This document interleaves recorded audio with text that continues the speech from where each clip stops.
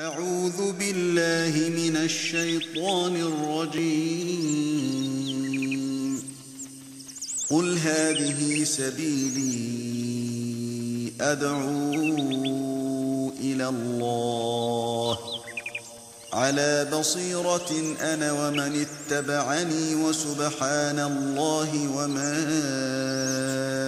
أنا من المشركين۔ آپ کہہ دیجئے میری راہ یہی ہے، میں اور میرے متبعین اللہ کی طرف بلا رہے ہیں پورے یقین اور اعتماد کے ساتھ، اور اللہ پاک ہے اور میں مشرکوں میں نہیں۔ ومن أحسن قولا ممن دعا إلى الله وعمل صالحا وقال إنني من المسلمين ولا تستوي الحسنة ولا السيئة ادفع بالتي هي أحسن فإذا الذي بينك وبينه عداوة كأنه ولي حميم وما يلقاها إلا الذين صبروا وما يلقاها إلا ذو حظ عظيم۔ اور اس سے زیادہ اچھی بات والا کون ہے جو اللہ کی طرف بلائے اور نیک کام کرے اور کہے کہ میں یقیناً مسلمانوں میں سے ہوں۔ نیکی اور بدی برابر نہیں ہوتی، برائی کو بھلائی سے دفع کرو، پھر وہی جس کے اور تمہارے درمیان دشمنی ہے ایسا ہو جائے گا جیسے دلی دوست، اور یہ بات انہی کو نصیب ہوتی ہے جو صبر کرتے ہیں، اور اسے سوائے بڑے نصیب والوں کے کوئی نہیں پا سکتا۔ إن الحمد لله نحمده ونستعينه ونستغفره ونعوذ بالله من شرور أنفسنا ومن سيئات أعمالنا من يهده الله فلا مضل له ومن يضلل فلا هادي له وأشهد أن لا إله إلا الله وحده لا شريك له وأشهد أن محمدا عبده ورسوله۔ يا أيها الذين آمنوا اتقوا الله حق تقاته ولا تموتن إلا وأنتم مسلمون۔ يا أيها الناس اتقوا ربكم الذي خلقكم من نفس واحدة وخلق منها زوجها وبث منهما رجالا كثيرا ونساء واتقوا الله الذي تساءلون به والأرحام إن الله كان عليكم رقيبا۔ يا أيها الذين آمنوا اتقوا الله وقولوا قولا سديدا يصلح لكم أعمالكم ويغفر لكم ذنوبكم ومن يطع الله ورسوله فقد فاز فوزا عظيما۔ أما بعد فإن خير الحديث كتاب الله وخير الهدي هدي محمد صلى الله عليه وسلم وشر الأمور محدثاتها وكل محدثة بدعة وكل بدعة ضلالة وكل ضلالة في النار۔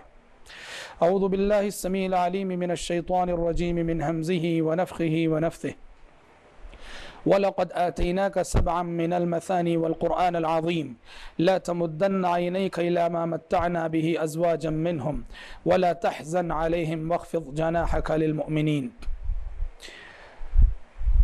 سورۃ الحجر کی جو آیت ابھی آپ کے سامنے تلاوت کی گئی، اس آیت میں اللہ تبارک و تعالیٰ نے نبی کریم صلی اللہ علیہ وسلم سے خطاب کر کے فرمایا کہ اے پیغمبر، ہم نے آپ کو بار بار دہرائی جانے والی 7 آیتیں اور قرآن عظیم عطا کیا ہے۔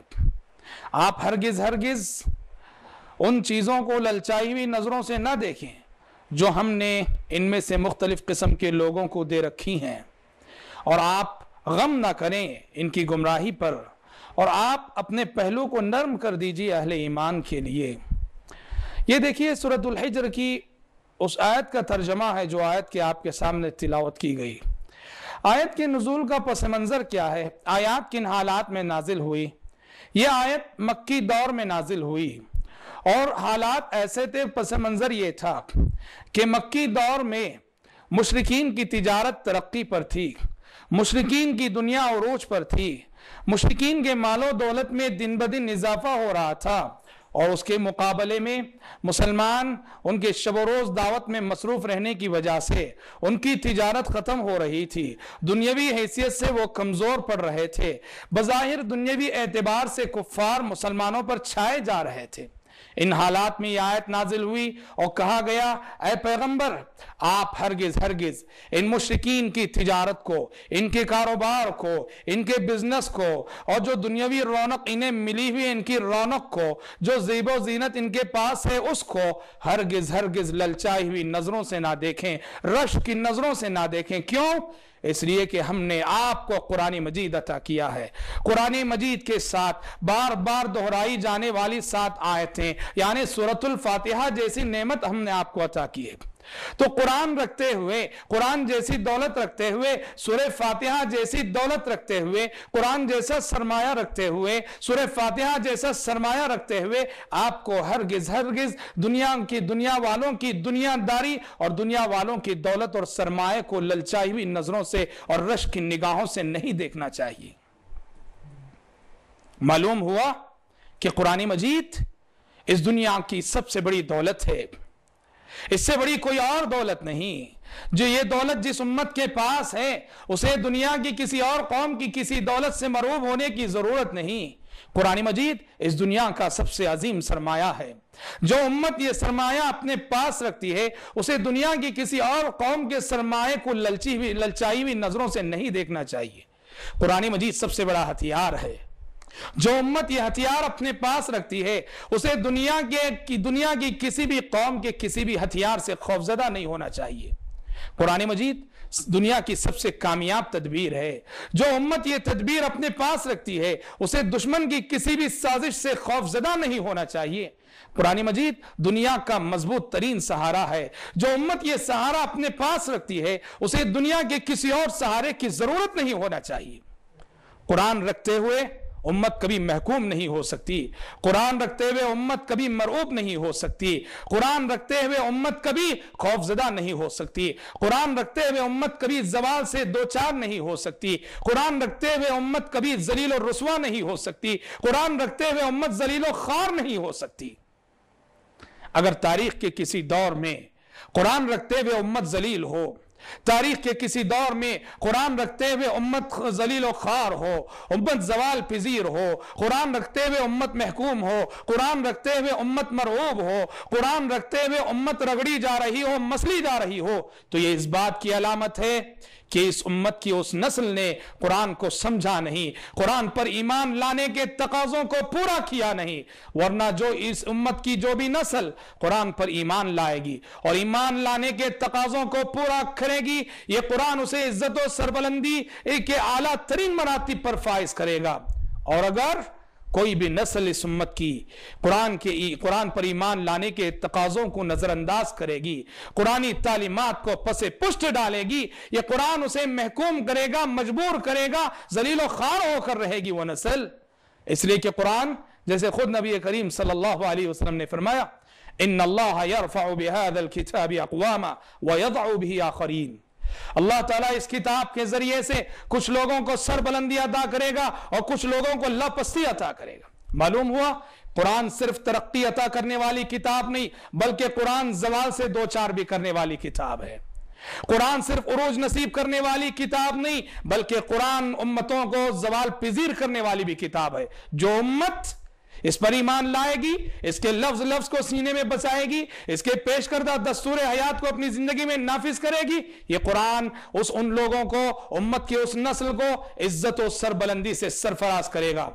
और उम्मत की जो नस्लें इसको पसे पुष्ट डालेंगी, इसको नजरअंदाज करेंगी, इसकी तालीमात को से रूगर्दानी करेंगी, कुरान मजीद उनको जलील करके रहेगा, रुसवा करके रहेगा। युदिल्लु बिही कसीरा व यहदी बिही कसीरा व मा युदिल्लु बिही इल्ला अल फासिकीन। अल्लाह ताला ने कहा कि अल्लाह ताला इस कुरान के जरिए से बहुत सौ को हिदायत भी देता है और इसी के जरिए से बहुत सौ को गुमराह भी करता है। व मा युदिल्लु बिही इल्ला अल फासिकीन, इसके जरिए से गुमराह वो हैं जो कि फासिक हैं।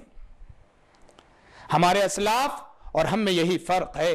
ہمارے اسلاف اور ہم میں یہی فرق ہے. قرآن مجید پر وہ لوگ ویسے ایمان لائے جیسے ایمان لانا چاہیے تھا. ایمان لانے کے تمام تر تقاضوں کو انہوں نے پورا کیا, اس کے لفظ لفظ کو انہوں نے اپنے سینے میں بسا لیا, اس کو دستور حیات بس بنا کر اس کی روشنی میں اپنی زندگیاں گزاری. تو قرآن مجید نے ہمارے اسلاف کو ایسی عزت و سربلندی عطا کی, 50 سال کے قلیل سے عرصے میں آدھی دنیا پہ انہیں حکمران بنا دیا. آدھی دنیا کی زمام قیادت مسلمانوں کے ہاتھ میں تھی 50 سال کے قلیل سے عرصے میں. یہ قرآن مجید کا انقلاب ہے. اور آج ہماری صورتحال کیا ہے؟ آج ہماری صورتحال یہ ہے, اس کو نظر انداز کرنے کی وجہ سے, اس کو پس پشت ڈالنے کی وجہ سے, اس کی تعلیمات کو بھلا دینے کی وجہ سے, اس کو فراموش کر دینے کی وجہ سے ذلیل ہیں ہم, خوار ہیں ہم, رسوا ہیں ہم. وہ زمانے میں معزز تھے مسلمان ہو کر, وہ زمانے میں معزز تھے مسلمان ہو کر, اور ہم خوار ہوئے تاریک قرآن ہو کر. قرآن دو دھاری تلوار ہے, دو دھاریاں رکھنے والی تلوار ہے. اس کا اگر صحیح استعمال ہو تو دشمن کی گردن ہم اڑا سکتے ہیں, اور اگر اس کا صحیح استعمال نہ ہو, یہ ایسی تلوار ہے جس سے خود ہمارا اپنا قتل ہوگا, اس سے ہمارے اپنے وجود کا صفایا ہوگا. آج امت مسلمہ کی جو موجودہ صورتحال ہے, امت مسلمہ زوال کی جس صورتحال سے دوچار ہے, امت مسلمہ زوال کے جس دلدل میں پھنسی ہوئی ہے, اس کا بنیادی سبب یہ ہے کہ قرآن کے ساتھ ہمارا جو سلوک ہے. آج ہم نے قرآن کو کیا بنا رکھا ہے, آج ہم نے قرآن کو کیا سمجھ رکھا ہے, آج قرآن کے ساتھ ہم کیسا توہین آمیز سلوک کر رہے ہیں. یہ کتاب ہدایت تھی, ہم نے اسے صرف یہ کتاب ہدایت تھی, ہم نے اسے صرف کتاب تلاوت بنا دیا. یہ زندوں کو زندگی کا پیغام دینے کے لیے آئی تھی, ہم نے اسے مردوں کے لیے ایصال ثواب کا ذریعہ بنا دیا. یہ پیغام انقلاب لے کر آئی تھی, ہم نے اس کو تعویذ گنڈوں کا مضمون بنا دیا. یہ ہمارے دلوں کی زینت بننے کے لیے آئی تھی, ہم نے اسے طاقوں کی زینت بنا دیا. یہ ہماری آخرت بنانے کے لیے آئی تھی, اور ہم نے آج اسے بزنس بنا دیا, ہمارے مولویوں نے اسے تجارت بنا دیا. قرآن کے ساتھ ایسا توہین آمیز سلوک کرنے کے باوجود عروج کا خواب کیسے دیکھ سکتے ہیں, ترقی کا خواب کیسے دیکھ سکتے ہیں؟ اللہ قریب کے رحمت کرے ماہر القادری کو, انہوں نے امت کا جو سلوک اور امت کا جو معاملہ قرآن مجید کے ساتھ ہے, اس کو کتنے بہترین انداز میں منظوم کیا ہے کہ قرآن گویا زبان ہاتھ سے شکایت کرتے ہوئے امت سے مخاطب ہو کے کہتا ہے, طاقوں میں سجایا جاتا ہوں, طاقوں میں سجایا جاتا ہوں, آنکھوں سے لگایا جاتا ہوں, تعویذ بنایا جاتا ہوں, دھو دھو کے پلایا جاتا ہوں, جزدان حریر و ریشم کے اور پھول ستارے چاندی کے, پھر عطر کی بارش ہوتی ہے, خوشبو میں بسایا جاتا ہوں. جیسے کسی طوطے مینا کو کچھ بول سکھائے جاتے ہیں, جیسے کسی طوطے مینا کو کچھ بول سکھائے جاتے ہیں, اس طرح پڑھایا جاتا ہوں, اس طرح سکھایا جاتا ہوں. کس بزم میں میرا ذکر نہیں, کس بزم میں میری دھوم نہیں, کہنے کو تو میں ایک ایک جلسے میں پڑھ پڑھ کے سنایا جاتا ہوں. یہ میری عقیدت کے دعوے قانون پہ راضی غیروں کے, یہ میری عقیدت کے دعوے قانون پہ راضی غیروں کے, یوں بھی مجھے رسوا کرتے ہیں, ایسے بھی ستایا جاتا ہوں. جب قول و قسم لینے کے لیے تکرار کی نوبت آتی ہے, جب قول و قسم لینے کے لیے تکرار کی نوبت آتی ہے, پھر میری ضرورت پڑتی ہے, ہاتھوں پہ اٹھایا جاتا ہوں. اللہ قریب رحمت کرے ماہر القادری کو کہ انہوں نے کتنے بہترین انداز میں قرآن مجید کی شکایت کو منظوم کیا ہے. بھائیو, امت مسلمہ کا کی اجتماعی قرآن کے ساتھ جو سلوک ہے, اور اجتماعی طور پر امت قرآن کے ساتھ جو معاملہ کر رہی ہے, اللہ کی قسم کل حشر کے میدان میں, کل قیامت کے دن, یہ قرآن اگر ہمارے خلاف مدعی بن کر آ جائے, ہمارے خلاف مدعی بن کر آ جائے, اور یہ قرآن شکایت کرے, اس کی آیتیں شکایت کرے, ذرا سوچ لو کہ ہمارا کیا جواب ہوگا. قرآن کے ساتھ ایسا توہین آمیز سلوک ہم کر رہے ہیں, عملی میدان میں تو اس کو ہم نے اکثر پسے پشت ڈال رکھا ہے. یہ کتاب ہدایت ہے, کتاب ہدایت ہے. یہ کتاب اپنے اندر ایک عقیدہ رکھتی ہے, ایک منہج حیات رکھتی ہے, ایک تہذیب رکھتی ہے, ایک کلچر اپنے پاس رکھتی ہے, اخلاق کا ایک تصور رکھتی ہے, معاملات کا حسین اور جامع تصور یہ کتاب اپنے پاس رکھتی ہے, معاشرت کی مفید تعلیمات یہ کتاب اپنے پاس رکھتی ہے. قرآن پر ایمان لانے کا تقاضا یہ ہے کہ اس کو کتاب ہدایت بنایا جائے. قرآن مجید نے کہا ہدی للمتقین, یہ کتاب ہدایت ہے متقیوں کے لیے۔ سورۃ البقرہ کی ابتدائی آیتوں میں کہا ھدی للمتقین، قرآن کے الفاظ میں اس کی پہلی صفت جو خود قرآن نے بیان کی وہ یہ ہے کہ کتاب ہدایت ہے، ھدی للمتقین، یہ متقیوں کے لیے ہدایت بن کر آئی ہے۔ آج ہم نے اس کو صرف کتاب تلاوت بنا دیا، پڑھتے ہیں، اچھے اچھے قاری امت میں موجود ہیں، اچھے اچھے آواز میں پڑھنے والے موجود ہیں، کئی انداز میں اس کو پڑھنے والے موجود ہیں۔ آج ہم نے کسی حد تک تلاوت کا تو حق ادا کیا ہے، مگر معاف کرنا امت کے بیشتر طبقے نے اس کو کتاب ہدایت نہیں بنایا ہے۔ اس کے پیش کردہ عقیدے سے ہم دور، اس کی پیش کردہ تہذیب سے ہم دور، معاملات کے پیش کردہ اس کے تصورات سے ہم دور، اس کے پیش کردہ حسین اخلاق سے ہم دور، معاشرت کی جو تعلیمات اس نے دی ہے اس سے ہم دور۔ کتاب اپنی عملی زندگی میں قرآن مجید کو ہم نے پس پشت ڈال رکھا ہے، قرآن مجید کے قوانین رکھتے ہوئے، قرآن مجید جیسا دستور رکھتے ہوئے، قرآن مجید کی شریعت رکھتے ہوئے آج ہم انسانوں کے بنائے ہوئے وضعی قوانین اور انسانوں کے بنائے ہوئے قوانین کی روشنی میں ہم مسائل حل کرنا چاہتے ہیں۔ قرآن کہتا ہے وَمَن لَّمْ يَحْكُم بِمَا أَنزَلَ اللَّهُ فَأُولَٰئِكَ هُمُ الْكَافِرُونَ وَمَن لَّمْ يَحْكُم بِمَا أَنزَلَ اللَّهُ فَأُولَٰئِكَ هُمُ الظَّالِمُونَ وَمَن لَّمْ يَحْكُم بِمَا أَنزَلَ اللَّهُ فَأُولَٰئِكَ هُمُ الْفَاسِقُونَ۔ قرآن کہتا ہے جو اللہ تعالیٰ کی نازل کردہ شریعت کے مطابق فیصلے نہ کرے وہ کافر ہے، جو اللہ تعالیٰ کی شریعت، اللہ تعالیٰ کی نازل کردہ شریعت کے مطابق فیصلے نہ کرے وہ ظالم ہے، جو اللہ تعالیٰ کی نازل کردہ کتاب کے مطابق اپنے فیصلے نہ کرے وہ فاسق ہے۔ آج ہم میں سے کتنے لوگ ہیں کہ ایسے مسائل میں، جن مسائل میں قرآن مجید کا حل ہمارے سامنے موجود رہتا ہے، جن مسائل کا جواب قرآن مجید دیتا ہے، اس کے باوجود ہم اپنے معاملات کو لے کر، اپنے بہت سارے مسائل کو لے کر کورٹ جاتے ہیں، حالانکہ یہ جانتے ہوئے بھی کہ کورٹ کا فیصلہ، عدالت کا فیصلہ قرآنی فیصلے کے خلاف جاتا ہے۔ افسوس ہے کہ قرآن مجید کے ساتھ کیسا توہین آمیز سلوک ہم کر رہے ہیں۔ حضرات صحابہ کرام رضوان اللہ علیہم اجمعین، حضرات صحابہ کرام رضوان اللہ علیہم اجمعین کی خصوصیت یہ تھی کہ انہوں نے اس کو کتاب عمل جانا، اس کو کتاب ہدایت مانا اور اس کی ایک ایک تعلیم پہ عمل کرتے رہے۔ صحابہ کرام رضوان اللہ علیہم اجمعین کے بارے میں آتا ہے کہ وہ جب نبی کریم صلی اللہ علیہ وسلم سے 10 آیتیں سیکھ لیا کرتے، 10 آیتیں سیکھ لیا کرتے تو باقی 10 آیتیں اس وقت تک نہیں سیکھا کرتے تھے جب تک کہ پہلے سیکھی ہوئی 10 آیتوں پہ عمل نہ ہو جائے، پہلے سیکھی ہوئی 10 آیتوں پہ عمل نہ ہو جائے۔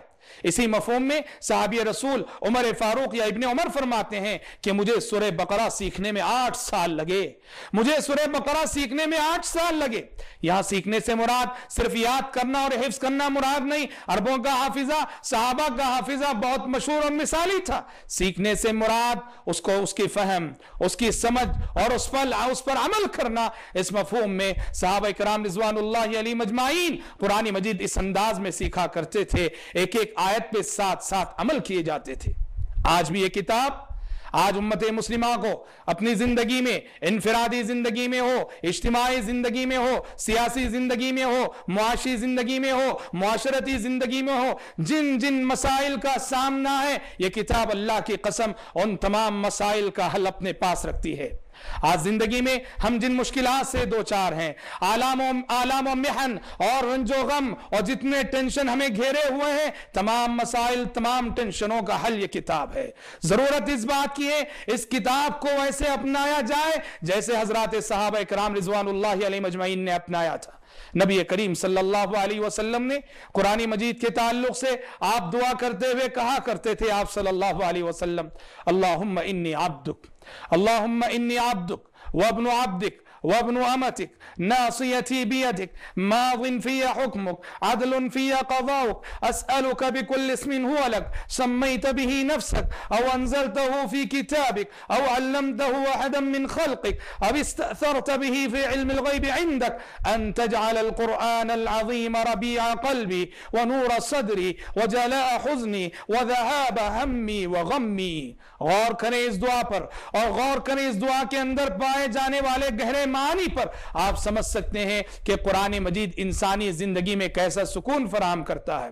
نبی کریم صلی اللہ علیہ وسلم دعا کرتے ہوئے کہتے تھے، اے اللہ میں تیرا بندہ ہوں، اللہم انی عبدک، میں تیرا بندہ ہوں، वब्नु अब्दिक, तेरे बंदे का बेटा हूं, वब्नु अमतिक, तेरी बंदी का बेटा हूं, नासियती बियदिक, मेरी पेशानी तेरे हाथ में है, मादिन फिया हुक्मुक, तेरा हर हुक्म मुझ में जारी वो सारी है, अदलुन फिया क़ज़ाउक, मेरे बारे में तेरा हर फैसला इंसाफ पर मबनी है, अस्अलुका बिकुल्लि इस्मिन हुवा लक सम्मैत बिही नफ्सक, ऐ अल्लाह मैं तेरे हर उस नाम के वसीले से दुआ करता हूं जिसके जरिए तूने अपना नाम रखा हो, औ अंज़लतहु फी किताबिक, या तेरे उन नामों के वसीले से दुआ करता हूं जिन नामों को तूने अपनी किताब में उतारा हो, औ अल्लमतहु अहदम मिन खल्क़िक, ऐ अल्लाह मैं तेरे उन नामों के वसीले से दुआ करता हूं जिन नामों को तूने अपनी मखलूकात में से किसी को बताया हो, सिखाया हो,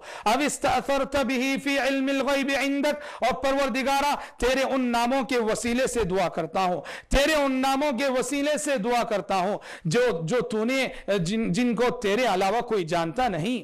मालूम हुआ अल्लाह तबारक व तआला का अस्माए हुस्ना, अल्लाह ताला के कोई अस्माए हुस्ना सिर्फ 99 नहीं, हमें जो बताया गया कि अल्लाह ताला के 99 अस्मा है, 99 नाम है, 99 ही नहीं, कुरान में हमें जो नाम बताए गए वो 99 हैं, वरना अल्लाह ताला के कुछ नाम ऐसे हैं जो फरिश्ते जानते हैं और हमें नहीं मालूम, और अल्लाह ताला के कुछ अस्माए हुस्ना ऐसे हैं जो अल्लाह ताला के इल्म में हैं और अल्लाह के सिवा कोई नहीं जानता। नबी करीम सल्लल्लाहु अलैहि वसल्लम इस दुआ में अल्लाह ताला के इन तमाम तर अस्माए हुस्ना का वसीला देकर क्या मांग रहे हैं? कह रहे हैं कि अल्लाह मैं तेरे इन तमाम किस्म के अस्माए हुस्ना के वसीले से ये दुआ करता हूं कि अंतजाल अल कुरान अल अज़ीम रबिया क़ल्बी, के परवरदिगारा कुरान मजीद को मेरे दिल की बहार बना दे, कुरान मजीद को मेरे दिल की बहार बना दे, व नूर सदरी, मेरे सीने का नूर बना दे, मेरे सीने की रोशनी बना दे, व जला हुज़्नी व ज़हाब हम्मी व गम्मी, और कुरान मजीद को मेरी जिंदगी के हर टेंशन, मेरी जिंदगी की हर मुसीबत, मेरे जिंदगी के हर रंज और गम को दूर करने वाला बना दे। अल्लाह की कसम कुरान के अंदर ये ताकत है, कुरान के अंदर ये सलाहियत है, कुरान हमारे हर गम का इलाज है, कुरान हमारे हर रंज का इलाज है, कुरान हमारी हर मुसीबत का इलाज है, कुरान हमारी हर मुश्किल का हल है। इब्ने मसूद रजी अल्लाह अन्हु फरमाया करते थे अगर मेरी रस्सी भी गुम हो जाए, मेरी रस्सी भी गुम हो जाए, मैं उसे कुरान मजीद के अंदर तलाश किया करता हूं। यह सहाबा किराम रिज़वानुल्लाहि अलैहिम अजमईन है कि कुरान से उनका इतना गहरा ताल्लुक था। कुरान मजीद तमाम मसाइल का हल है, लेकिन उन लोगों के लिए जो इसको दस्तूर हयात बनाकर चले, जो इसको मेयार जिंदगी बनाकर चले, जो इसको किताब तिलावत ही नहीं बल्कि किताब तिलावत के साथ साथ किताब हिदायत मानकर, किताब हिदायत समझकर चले। कुरान मजीद ऐसों की जिंदगी के तमाम मसाइल का बेहतरीन हल है। आज जरूरत इस बात की है कि हम कुरान के हुकूक को समझें, कुरान के हुकूक को समझकर उन हुकूक को अपनी अमली जिंदगी में पूरा करने की कोशिश करें। कुरान के हुकूक क्या है? सबसे पहला हक तो यह है कुरान पर ईमान लाना। कुरान पर ईमान लाना इतना ही है से कि ये अल्लाह ताला की सच्ची और आखिरी किताब है जो मोहम्मद सल्लल्लाहु अलैहि वसल्लम पर इंसानों की हिदायत के लिए नाजिल की गई है, और ये किताब अल्लाह ताला की हिफाजत में है, और ये किताब जिस नबी करीम सल्लल्लाहु अलैहि वसल्लम पर जिस शक्ल में नाजिल हुई थी आज तक उस शक्ल में और क़यामत तक बाकी रहेगी। इसमें ना एक हर्फ का इजाफा हो सकता है, ना एक हर्फ की कमी हो सकती है। कुरान पे ईमान लाना, कुरान पे ईमान लाने के साथ साथ इसका दूसरा हक इसको तिलावत करना, इसको पढ़ना। अल्लाह ताला ने अहले किताब में से जो अहले ईमान है उनकी तारीफ करते हुए कहा अल्लज़ीना आतैनाहुमुल किताब यतलूनहु हक़्क़ तिलावतिह, जिन लोगों को हमने किताब अता की है वो कमा हक़्क़हु इसकी तिलावत करते हैं। मालूम हुआ कि किताब इलाही का एक हक ये भी है, कुरान का एक हक ये भी है उसकी तिलावत की जाए और कमा हक़्क़हु तिलावत की जाए, उसको पढ़ा जाए। नबी करीम सल्लल्लाहु अलैहि वसल्लम की ड्यूटी और आपकी जिम्मेदारी और आपका वजीफा बताया गया कि आप सल्लल्लाहु अलैहि वसल्लम यतलू अलैहिम आयातिह, अल्लाह के बंदों को अल्लाह की आयतें पढ़ के सुनाते हैं। किताब कुरान का एक हक तिलावत के साथ साथ तीसरा हक है कि हम इस किताब को समझा करें, इस किताब को समझने की कोशिश करें, इस किताब को तदब्बर करें, इस किताब के अंदर गौर व फिक्र करें। इस किताब के अंदर कुरान ने कहा अफला यतदब्बरून अल कुरान, अफला यतदब्बरून अल कुरान, क्या ये लोग कुरान में गौर व फिक्र नहीं करते? कुरान दावत दे रहा है तदब्बर की, कुरान दावत दे रहा है गौर व फिक्र की कि इंसानों तदब्बर करो इस कलाम के अंदर, गौर व फिक्र करो इस कलाम के अंदर। कुरान ने दूसरे मुकाम पे भी कहा वलक़द यस्सरनल कुरआन लिज़्ज़िक्रि फ़हल मिन मुद्दकिर, कुरान को हमने आसान कर दिया है नसीहत के लिए, है कोई नसीहत हासिल करने वाला? फ़हल मिन मुद्दकिर। मालूम हुआ भाइयों इस कुरान का एक हक ये है हम इसको समझ कर पढ़ा करें। आज दुनिया की हर जबान में, दुनिया की तमाम मशहूर और मारूफ जबानों में कुरान मजीद के तराजिम हो चुके हैं, कुरान मजीद की तफासिर दस्तयाब हैं। अल्लाह जज़ाए खैर दे सऊदी हुकूमत को कि उसने दुनिया के गोशे गोशे में, दुनिया की हर जिंदा जबान में कुरान मजीद के तराजिम को, कुरान मजीद की तफासिर को दुनिया भर में फैला दिया है। आज हम में से हर शख्स के लिए जरूरी है कि रोजीना कुरान की तिलावत करें, न सिर्फ तिलावत बल्कि कुरान को समझा करें। हम मामूल बना लें कि हमारी जिंदगी का कोई दिन ऐसा नहीं गुजरेगा जिसमें हम कुरान मजीद के कम से कम एक सफ़े की तिलावत, कुरान मजीद का एक सफ़ा या कुरान मजीद के एक रुकू को जो है तर्जुमे और तफसीर के साथ न पढ़ते हों। जरूरत इस बात की है कुरान पढ़े हम, माने और मफहूम के साथ पढ़े हम, अपने घर वालों को लेकर, अपने फैमिली मेंबर्स को लेकर, दोस्तों अहबाब की मजलिसों में रोजीना कुरान मजीद के तर्जुमे को पढ़े हम और कुरान मजीद की तफसीर को पढ़े हम।